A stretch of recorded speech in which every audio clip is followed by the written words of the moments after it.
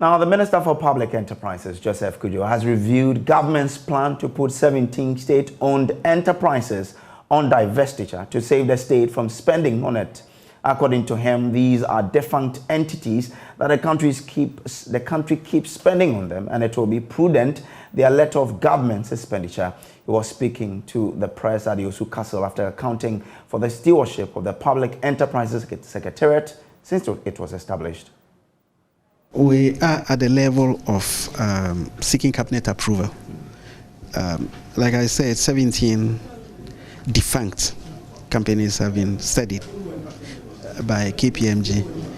In fact, the study started from a lot of companies, but sorting, sieving, diagnosing 17 clearly have been shortlisted for first consideration by cabinet to look at the disposal process. Okay, and engagement have been done with the various sector ministries if they have plans for them. That's the first level engagement. I have seen, for example, Trade Minister talk about interest in some of them for one district, one factory ventures, which is very good because the aim is that they are defunct, they are there, collapse, assets are lying idle. How do we make productive use of them? So our Greek Minister has also some of the listed companies, some of those companies listed for such disposal have expressed interest in using them under planting for food and job projects. So after that engagement and in the process, we can now know which ones remain idle for a government to dispose of them. So which means that government will still have stake in these companies, or we want to offload them entirely, especially the ones that the ministries won't have any interest for them? Okay, these things depend on, it's one entity by entity, but I'll explain the options. The options are where the government can take the assets and use the asset to take up shares in the enterprise. It will be a joint venture. But where the private sector participants want absolute control, then it's government better off sell the assets and walk away. The most important thing is for that asset to be turned into a producing, manufacturing, it should be functioning. But sometimes in these negotiations, it depends on the private sector. Government first option will say, I want to take up shares. The private sector says, okay, I walk away because I don't want to work in any joint venture arrangement with the government. What do? You let the asset idle, continue to idle, because the truth is that in business, some enterprises are such that government presence in them does not deliver the speed of service delivery, or especially manufacturing entities. The way the discipline is. And treating government to engage organized labor and other disgruntled groupings on their debt exchange program. It comes at the back of threat from the labor groups to embark on an indefinite strike over the program's implementation. President of the House of Chiefs, Ojiahoho Yaojibi II, believes the buy-in of various interest groups will ease implementation. Nene Ajima has more in the following report. To deal with the country's ailing economy, the government embarked on a program with the International Monetary Fund, which comes with conditionality. In the 2023 budget, the government froze public sector employment and introduced other austere measures. A decision to enter a debt exchange program, which has a negative effect on investments, is being strongly opposed by Labour. President of the National House of Chiefs, Ojiahoho Yaojibi II, addressed the House on the issue.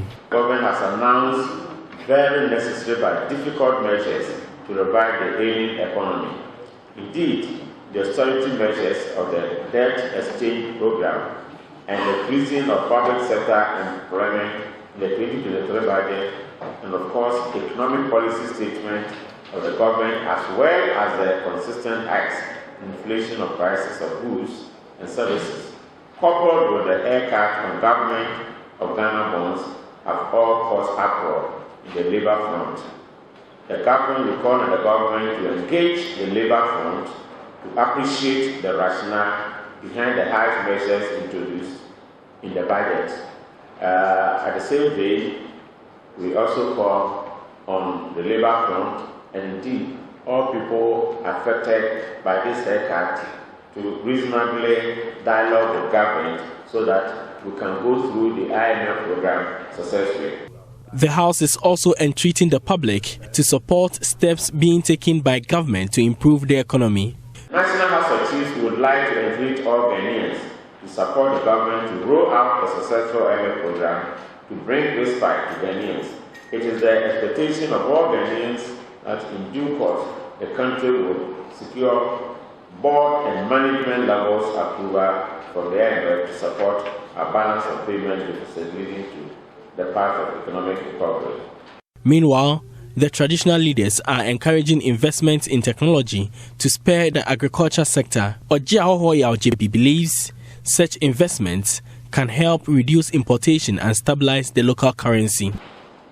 And salute all our gallant farmers and fishermen throughout the country. We also congratulate the award winners across the length and breadth of the country, especially the overall chief farmer or the overall best farmer for 2022. While we continue to encourage them to put up their best to feed the nation and get some for export, we also call for support from government and other organizations to come to the aid of farmers with farming implements and logistics. For JoyNews, Nana Yaojima, Kumasi.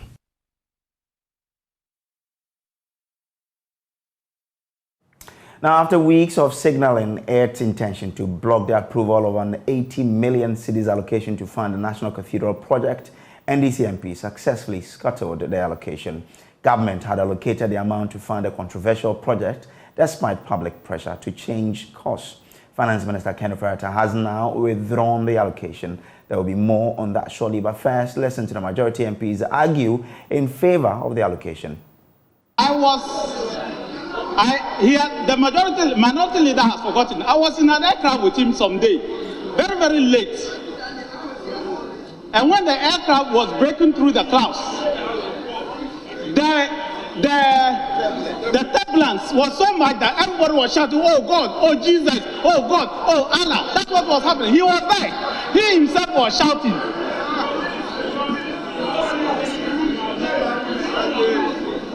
Mr. Speaker, when soldiers are going to war and they are about to go and fight, those who are Christians go on their knees to pray to God, and those who are Muslims go on their knees and bow down to pray to Allah. Mr. Speaker, there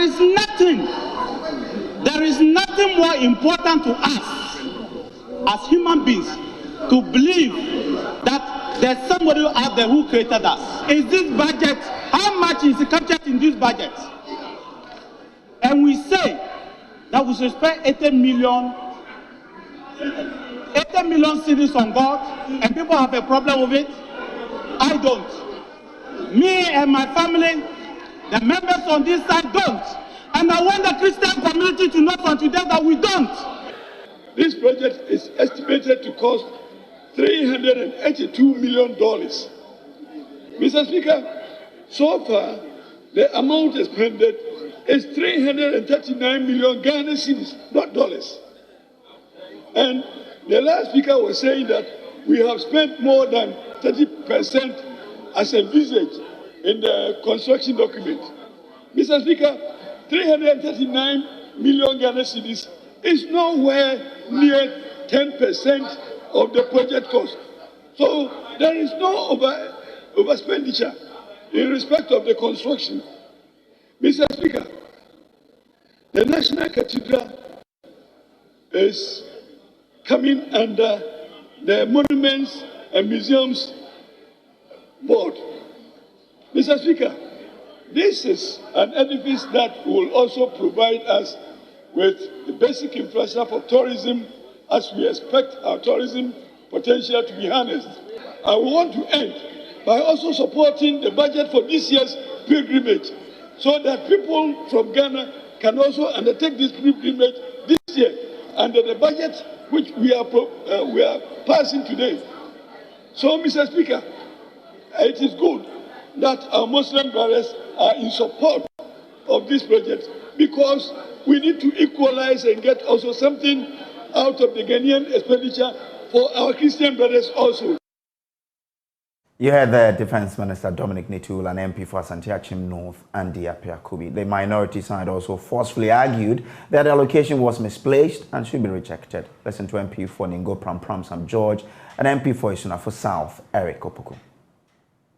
Putting it on record that as an elder of a church and as a Bible-believing Christian, we on this side are not against the building of a cathedral. And this is what the Bible we believe in says to us. In Luke 14:28-30, is there anyone here planning to build a new house, in this case a cathedral, who doesn't first sit down to figure the cost so you know if you can complete it? If you only get the foundation laid, and Mr. Speaker, the Bible is so telling. The Bible knew Ghana will have a president called Akufo-Addo. This is what it says. If you only get the foundation laid and then run out of money, you are going to look pretty foolish. Everyone passing by will poke fun at you. He started something he couldn't finish. This is the word of the Lord. Don't you look foolish because you have only laid a foundation and run out of money. Mr. Speaker, this is not some church, this is the Bible. You don't go to church. In the Bible, God calls only one man, a man after his own heart. And that man was David, a man after God's own heart. A man that the finance minister aspires to be like in vain. But you see, Mr. Speaker, even when David wanted to build a temple for God, he called a man after his own heart. He said, you have blood on your hands. And for that sake, you cannot build me a temple. So he puts together the materials for the temple for his son. Mr. Speaker, I end by remembering the lost 8 citizens who lost their lives in the 2020 elections. There is blood on their hand. Can we build a temple for God? Thank you very much. Then you come here to defend the indefensible. One day, all of us, including Mr. Speaker, will appear before the throne of the Almighty God. That day, Mr. Speaker, several questions will be posed to us. Many of us will run away because of what we are doing today. We have a duty to protect lives. We have a duty to ensure that our people are fed. Mr. Speaker, this is the time that every Ghanaian is suffering. Even this parliament is suffering. Every member here knows that the people we represent in this house are suffering. Instead of us prioritizing the interests of our people, we sit here shouting cathedral, cathedral, cathedral. Don't we pray every day in this chamber? We pray every day in this chamber.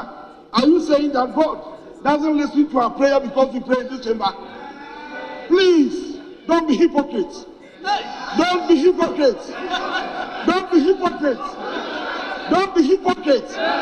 Don't be hypocrites. Let the God people in you rise up and be counted. Those who believe in God, rise up and be counted. Don't be doing this to your people. Because, Mr. Speaker, when we appear before the throne, Mr. Speaker, you will answer so many questions. Because you are presiding over this. That day, Finance Minister will walk away. That day, Finance Minister will walk away. That day, he will walk away. He cannot stand. He cannot stand, Mr. Speaker.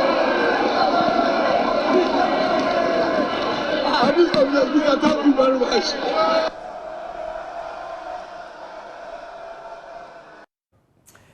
Just before the speaker will put the questioning and sensing defeat, Deputy Majority Leader Alexander Afenyo-Markin announced that the Finance Minister Ken Ofori-Atta had accepted to withdraw the allocation and channel same to roads and communications. With all the concerns raised, we will not shut our eyes to them. I will therefore, Mr. Speaker, end here by inviting this House to patiently wait for the Finance Minister to make a statement.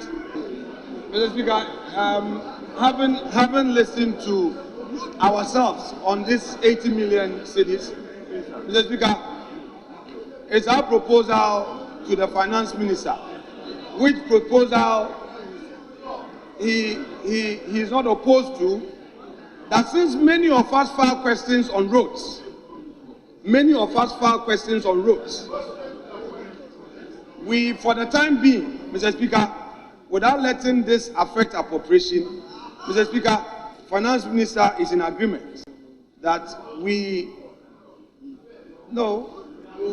that this 80 million will find space in communication and roads. Mr. Speaker, that is going to be, Mr. Speaker, Mr. Speaker, that's the beauty of democracy.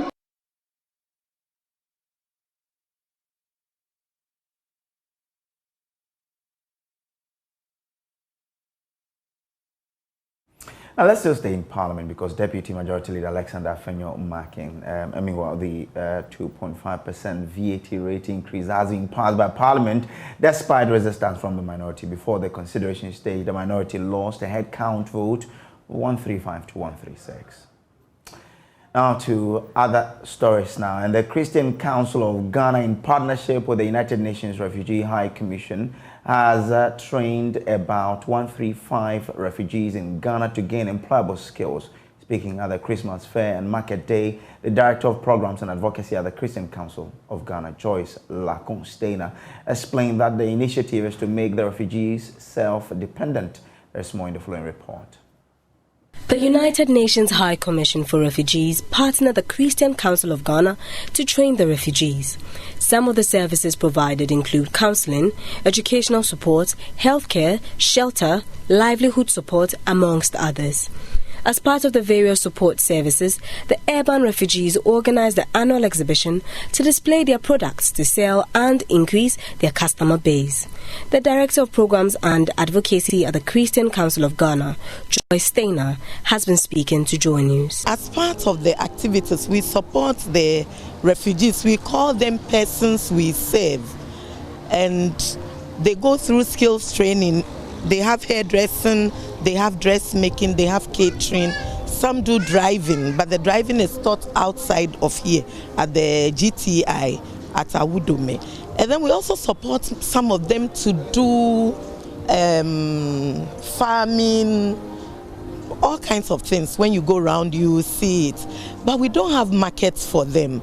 So we decided that we would have this exhibition and this fair and introduce them to the world so that people will know that we have refugees working. At least it gives them livelihood. It enhances their quality of life. They are able to serve their children. Even though we also support the children with their health and education, they are able to provide food and things for them. They don't have to come to the Christian Council or UNHCR to ask for food. And that is the whole point. For now, we have 135 who have received support, and just a few of them are here. The representative of the United Nations High Commission for Refugees indicated that the exhibition will be held for the urban refugees on the last Friday of every month to promote the businesses of the refugees. What you see, for example, today, the Market Day, we will be having them every Friday of every month, last Friday of every month, and they will be displaying. We've had a few, but this is the first of that series. And I'm sure as we do them more systematically, more regularly, we will have a better turnout than we have today. Some participants of the exhibition spoke to JoyNews. I left Cameroon because of the civil war that is going on there. My life was on risk. That's why I ran and come here and meet my husband. It has helped us a lot because when we come to exhibit like this, people will like some of our products and buy. That will help us we'll have some profits there that can help us to do one or two things. There's crisis, there's war, so it's not peaceful. So we had to run and come to Ghana. Sometime last year I was able to get a support from the Christian Council, which they bought me some things in the farm. And the exhibition has been helping me on like showcasing people to know what we are doing. The initiative is also aimed at creating a space for refugees to come together and network. Esther Nkrumah and Jesse Sewabuafo's report read to you. Now, the minority in Parliament have successfully secured an amendment of the Revenue Administration Bill, which would have required drivers of all classes to acquire tax clearance certificate before they can renew their driver's license. Listen to MP for Adaklu Governs Kwame Agboja arguing against the bill and chastising government for insatiable appetite for taxes. In 2018, this House, under the current finance minister, brought a tax to this House, luxury vehicle tax. This side of the House attempted advising our colleagues on the opposite side that this tax will not work. It was too complicated.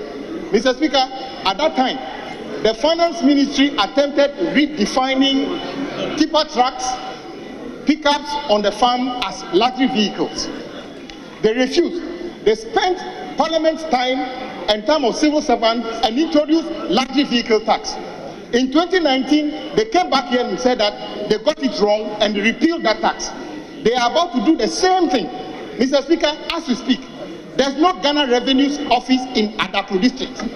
You are telling me that the guy operating trotro between Wire and Ho should go and look for a GRA office before he even registers. Mr. Speaker, I agree when they say that a lawyer like you, engineers and professionals, accountants should have tax clearance before they re-register for their professional practice certificate. I agree with that one. But Mr. Speaker, it's absurd. And the level of desperation of this government to the extent that asking ordinary Ghanaians that before you even get driving license, get tax clearance, the guy is already unemployed. What tax do you expect him to declare? What is this, Mr. Speaker? We must all, including yourself, oppose this. In fact, when you are hungry, you can't eat stone to be satisfied. You can't squeeze tax out of people who are unemployed. What is this? This is not a tax you are looking for. You are just desperate. How can an ordinary taxi driver go and look for a tax clearance certificate issuing office which doesn't exist in his district? Honorable Deputy Finance Minister, are you aware there's no tax office in Adaklu?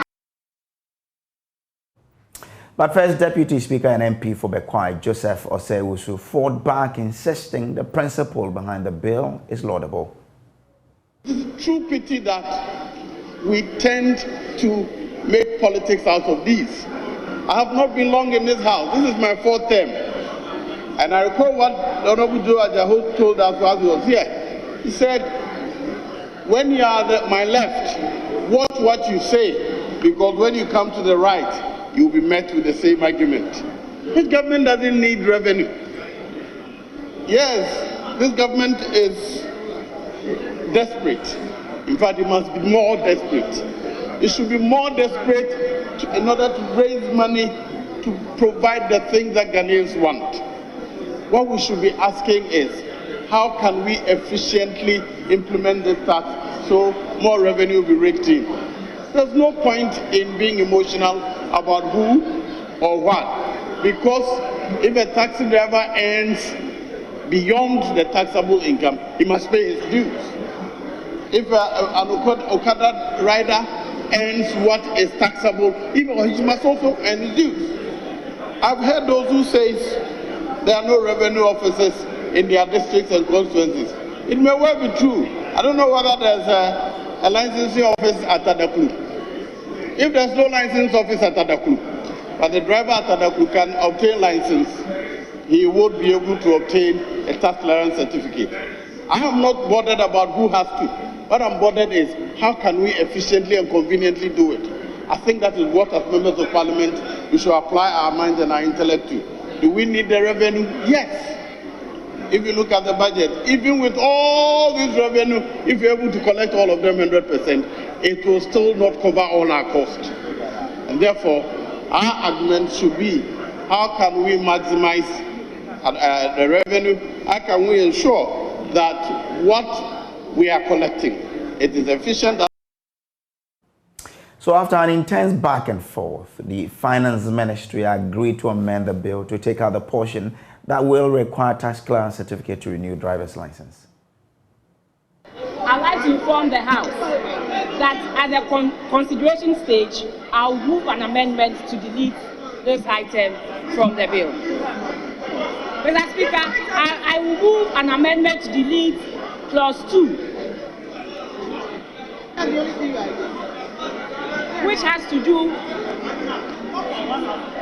Mr. Speaker, I will move an amendment which has to do with the requirement for a tax clearance certificate for the registration of vehicles and the renewal of professional driving license. Mr. Speaker, this is the amendment I would want to propose at the consideration stage, that we delete clause 2, which states that we will need a tax clearance certificate for the registration of vehicles and the renewal of professional driving license. But this is the second reading.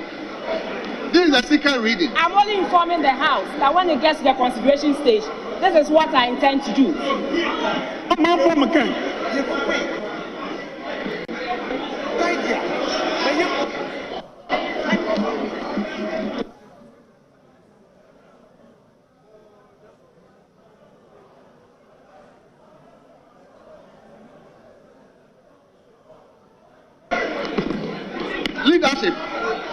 Leadership. Let me hear the leadership. Well, Mr. Speaker. Yes. Once our colleague, Honorable Abuna, is giving the assurance that when we get to consideration stage, the portion in relation to the driver, vehicle and license authority, the two items there will be deleted. Deputy Finance Minister. Yes, Mr. Speaker, exactly so. Well, the chiefs and people of Biwegbe have appealed to the Inspector General of Police to constitute a non-prejudice committee to investigate the alleged killing of a youth by the police. The aggrieved residents want the committee not to compromise the truth, make public its findings, and ensure those found culpable are punished. According to the Divisional Chief of Biwegbe, Togbe Ke the 7th, a police team fired into a crowd of youth, killing Bismarck Charles Opare on the 9th of December 2020 during an operation in the community. He said this during a press briefing at Biwegbe in the Hohoi municipality of the Volta region. According to reports, a police team stormed the Biwegbe community about 11 p.m. on 9th December 2022 for an operation. The chiefs narrated that 29-year-old Bismarck Charles Opare, a taxi driver, was allegedly shot and killed during the operation. Sources indicated that the police team was not from the Volta North Regional Command, but from the intelligence unit of the Volta Regional Command, hence operated out of their jurisdiction. Addressing the press, the divisional chief of Biwegbe, Togbe Ke the 12th, said the police officers were unprofessional in the discharge of their duties. The unprofessional manner in which the police officers conducted themselves resulted in the shooting and death of Bismarck, who authorized the operation to be carried out at that hour. Who was the leader of the operation team? Who authorized the release of the vehicles and the weapons used? Who are the officers involved? Who is their immediate superior in Ho? To whom have they reported the outcome of the operation to, and where the booties are? 7. Why the officers concerned have to shoot live bullets into a group of armless civilians, resulting in loss of human life. having gunned down the unarmed innocent taxi driver, the police whisks off to an unknown destination. He therefore implored the police hierarchy to launch an investigation into the unfortunate incident and bring the perpetrators to book. In view of the above questions and observations, we, the chiefs, elders, and citizens of Gbinvegbe, urgently request the IGP to set up a non-prejudice committee to conduct an in-depth investigation into the cause of the operation leading to the murder of one of our up-and-coming sons. The report, which hopefully should be made within 2 weeks from the date of this release, that is Wednesday, 21st, 2022, should be made public, especially to the chiefs and elders and families of the victim. Those found culpable should be dealt with accordingly. Above all, adequate compensation be given to the bereaved family. The chiefs and residents stressed that they would not condone wrongdoing but would seek fairness and justice for peace to prevail in their community. Fred Kwame Asari, Joy News, Gbinvegbe.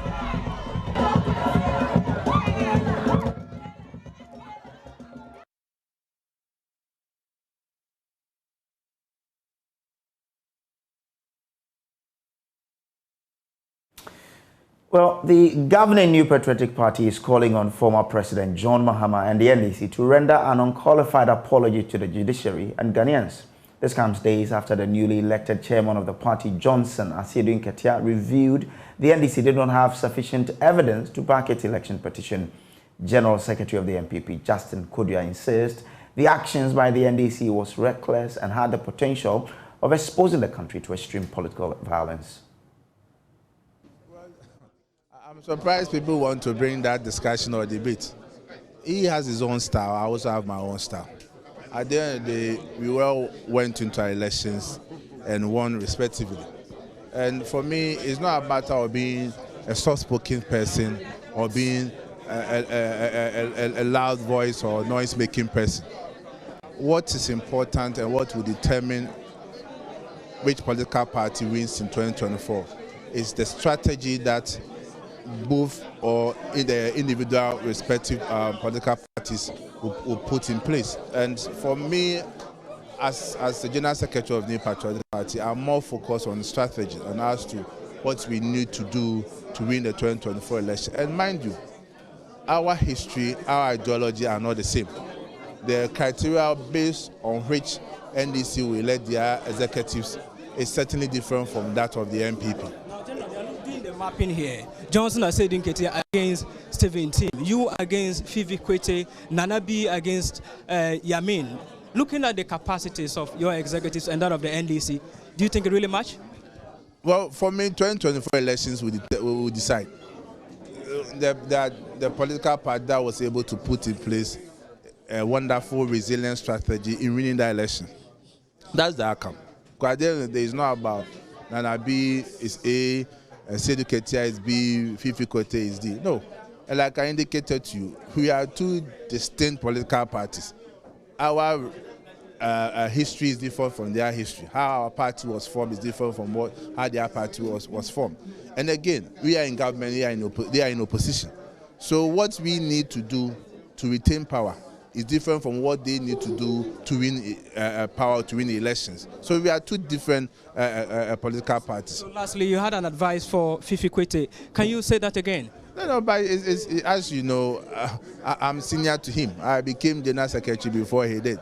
So as my junior General Secretary, I gave my advice, and which is very straightforward, that he should know that he's not or no more a propaganda secretary, but he has become administrator of a major political party in Ghana, and his actions and inactions should marry the position that he occupies. We all know what happened in 2008 when he made several unsavory comments about his former President Kojo that he has stolen all the gold in Ghana and kept it somewhere, and also MPP had some forest accounts which all turned out to be false. And even when he appeared before the vetting committee in Parliament, he had to render unqualified apology. We don't need that kind of behavior for the position that he occupies now. And I'm looking forward to having a very fruitful relationship with him as General Secretary of a major political party. And anytime, any day, anywhere, if we have to debate, it will be based on matters of national interest, matters of records, achievements, and it will not be on propaganda and deceit. For that one, I will not go on that tangent. Are you matching him boot for boot? I'm not matching him boot for boot, but I'm always ready to set the records. So that's Justin Kojo there saying he is not worried about the capacity of the new executives of the NDC. He is advising his counterpart Fifi Kwete to shun propaganda and engage in intellectual discourse as a general secretary. We look forward to how this will be. But cane basket weavers have always been excited, especially 2 weeks before Christmas. This is because many people buy their basket and package gift in them for delivery to friends and loved ones. But this year has been different. Hundreds of baskets are baking in the sun with very little sales. People in the gift hamper business say investing in it is a huge gamble because of the low purchasing power of customers. Our reporter Elisha Pamford caught up with cane weavers who are wearing long faces this season and reports. Christmas is a season for giving. It is a season when gifting hampers flood homes and many offices. Many times, these are packed in cane baskets and delivered to friends and loved ones.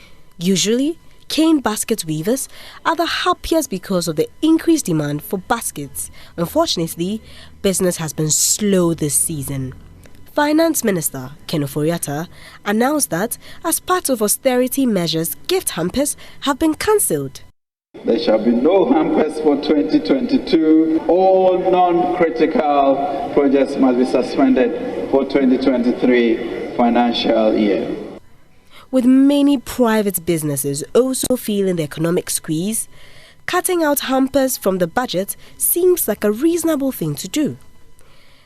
A cane basket weaver said he made many baskets for this season, but unfortunately, people are not buying them.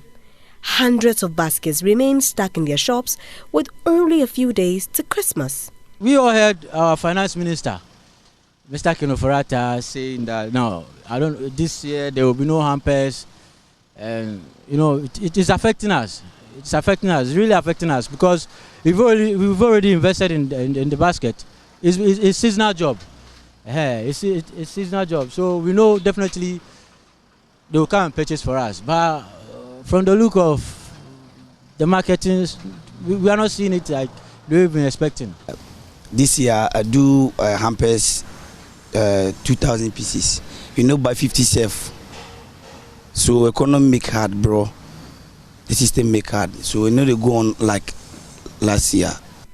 Traders who buy from the weavers say they are not interested in hamper business because of the inflation.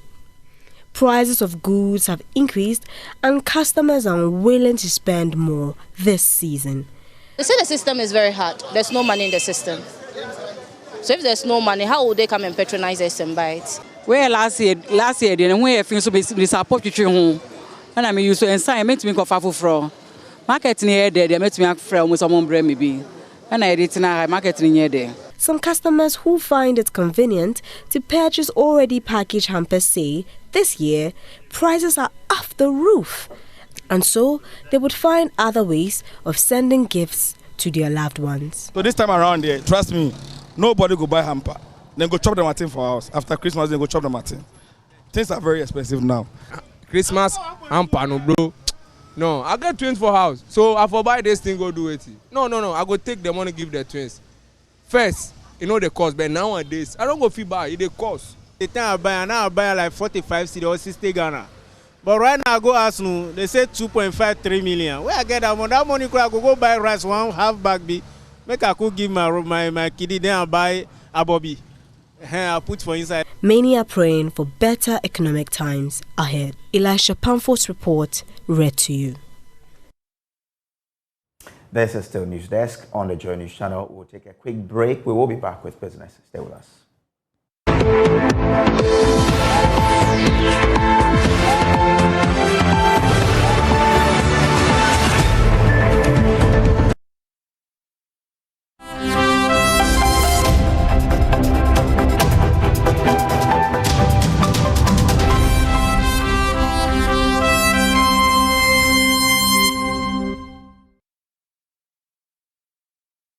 Hey, good morning. Welcome to Business. My name is Darryl Kwao. Most traders at Kantamanto Market here in Accra have disclosed to Joy Business that they cannot reduce prices of their goods despite the recent gain in the value of the cedi to the dollar.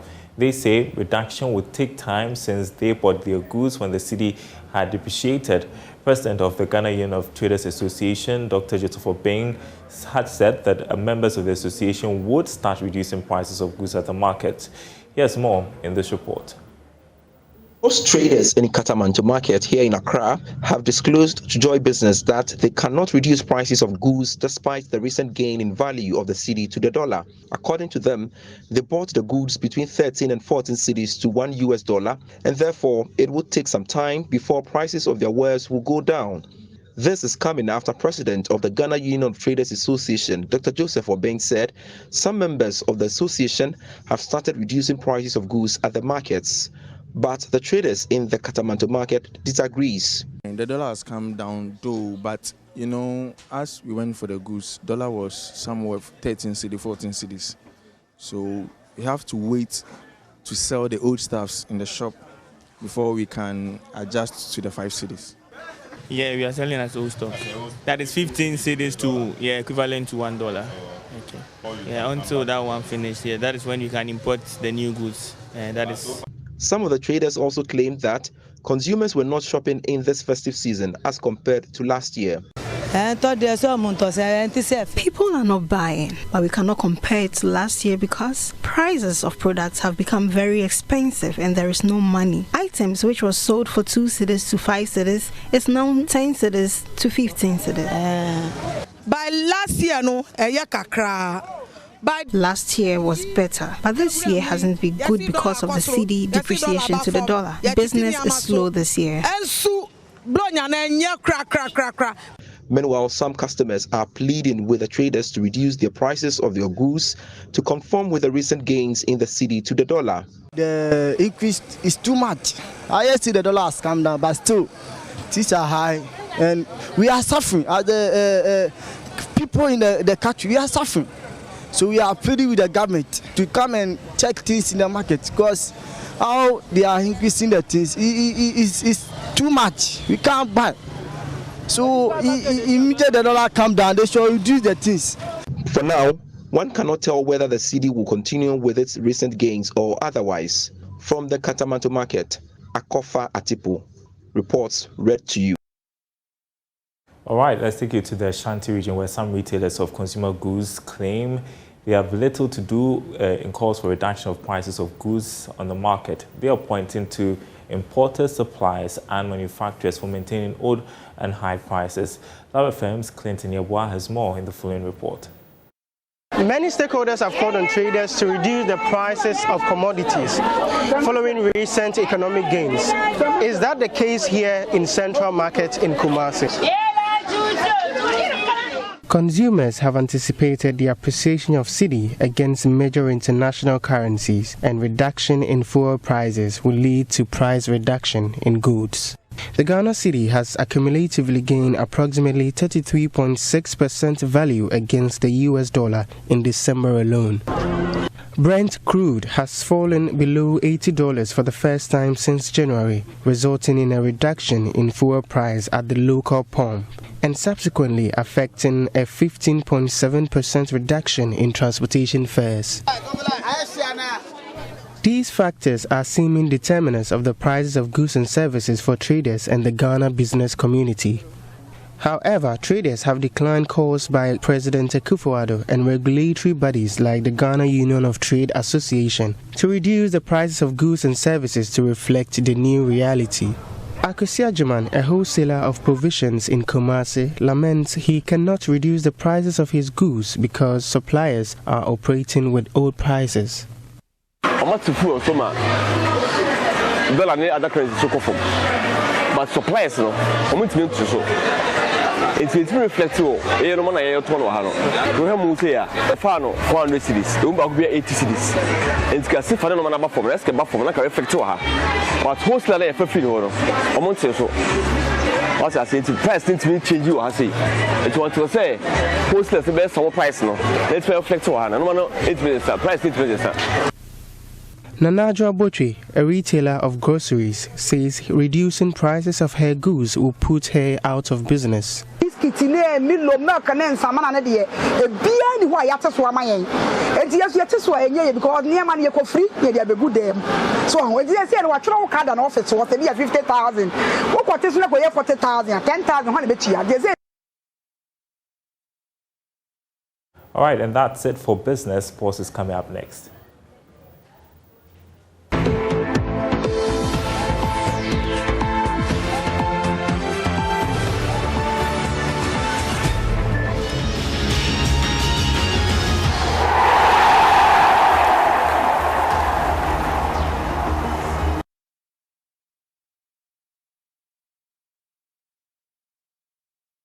So time for us to bring you sports, and Michelle is here to bring us the latest from the world of sports. Hi Michelle, how are you doing? I'm good, and we are bracing for this evening's, should I call it a big clash between Manchester City and Liverpool? Obviously, the past few seasons have proven that is technically one of the most looked forward to games in Europe because of the way the two teams play. But this evening's game it has this different sort of vibe to it because obviously on the back of the World Cup and with players now coming from that vacation, you're not going to expect certain big names. You're not going to expect, you shouldn't expect that high octane match these two sides have served us for like last 3-4 seasons.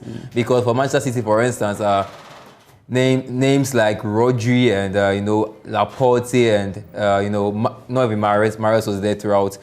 You're not really sure if they're gonna play or they're going to start the games, and guys like Virgil van Dijk and Konate. They had their players leaving a little earlier. But you look at coming into the team from the back of training, because some guys like Mahrez and Erling Haaland have been with the team since whenever the World Cup started up to now, so they've had more time with the teams preparing training for a fixture like this, and so you are going to look at their preparation level. The coaches think they are match fit, they are ready. Okay, they might be match fit because they're coming for the World Cup. Are they ready and like to just get into the groove almost immediately? For someone like De Bruyne, you should expect De Bruyne to start because he played in that win versus Girona. Gundogan also came in a bit early to play versus Girona, where Manchester City want to know in that friendly. And also Liverpool, Salah was not at the World Cup, so you can expect Salah, you can expect Firmino in, you can expect Oxlade-Chamberlain in, but someone like Alexander-Arnold, you might not really expect him to play in this game. So the academy guys are likely going to have a lot of game time today, and guys who are on the fringe of both teams, like Ortega for Manchester City, their goalkeeper, I don't think Ederson is going to be starting in this game. So yeah, that is what we can look forward up there today. Okay. And the last fixture at Anfield where Liverpool won 1-0, there was a lot of chaos in the stands between Manchester City and Liverpool fans, and we can expect that sort of vibe, because it'll be a heated game. Yeah, because what time is the game? Not exactly. I wouldn't say heated. I wouldn't say it will be so heated because of always what I've said. Because we're not having those main faces and then all of that. But you should expect some competition. Okay. But your guys, Manchester United, they did the job yesterday, beating with some companies, Burnley 2-0. We had Rashford on the score sheet, and Wan-Bissaka coming back with a very splendid assist. Yeah. I'm sure. Display. Yeah, very, very good display. And it showed maybe the type of work has been put in the off-season while this World Cup was on. And hopefully he'll be up for the challenge and putting Diego Dalot on his full and making sure that he gets in and right to compete for a starting place in that Premier League. Starting 11. Okay, all right then. But if you look at the United team and the sort of people who play, then it tells you that Man City can also fill some of the great players that they have at their disposal. Yeah. Bruno went in at the quarterfinal stage. Yesterday he played. Yeah. There were several players. Rashford, for instance, from the quarter, but he played. So you expect that Man City, if their players are there, and because if they can start, if you know the medical team, well, the guys are prepared for it. But sometimes, a coach like Pep, he likes to be cautious because you know Manchester City, for example, they have a very big game coming up this after this game, the Premier League. And remember, they are 5 points behind Leeds United. He might not want to raise the fitness levels of his key guys. That is why he may rest some of them, not for whether because they're just coming from. So that's what I'm trying to say, balancing the workload and making sure that they are fit for a much bigger side because they wouldn't want to lose that Premier League title to Arsenal, 5 points behind Arsenal. And even though I've said that, also remember that ever since Pep came to the Premier League, Manchester City have been the dominant force in the Carabao Cup. They won 4 of it in the last 5 seasons, although they were knocked out by West Ham last season, and when they were knocked out by West Ham, was Liverpool who went on to take it. So Liverpool are now the defending champions. So that was also prepared for a very good game. But what you said might be a very good point. But don't forget, Leeds are also around the corner. Okay, let's see how it goes. It will be a very good game tonight. But that's the sports for you, and that's how we wrap up today's bulletin. There's more news on myjoyonline.com. My name is Samuel Kojo. Brace time for your company to enjoy the rest of our programs. Good morning. Good morning. Yeah.